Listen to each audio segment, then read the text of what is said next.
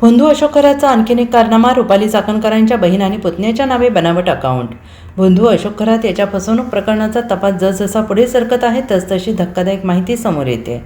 शिर्डीतील गुन्ह्याच्या तपासादरम्यान पोलिसांच्या हाती मोठा आर्थिक घोटाळा लागलेला असून खरातने तब्बल 130 बनावट बँक खाती उघडून कोट्यवधी रुपयांची उलाढाल केल्याचं समोर आलंय.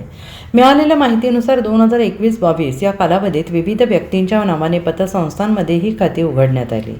समता पतसंस्था आणि जगदंबा पतसंस्था यांच्यासह अनेक ठिकाणी ही बनावट खाती तयार करण्यात आली होती.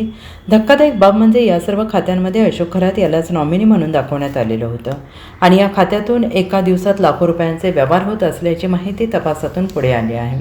या बनावट खात्यांमधून एकूण व्यवहाराची रक्कम 50 कोटी रुपयांपेक्षा जास्त असल्याचा अंदाज पोलिसांनी व्यक्त केला. विशेष म्हणजे या खात्यांमध्ये काही प्रभावशाली व्यक्तींच्या नातेवाईकांच्या नावांचा वापर करण्यात आल्याची माहिती विश्वसनीय सूत्रांकडून मिळते आहे.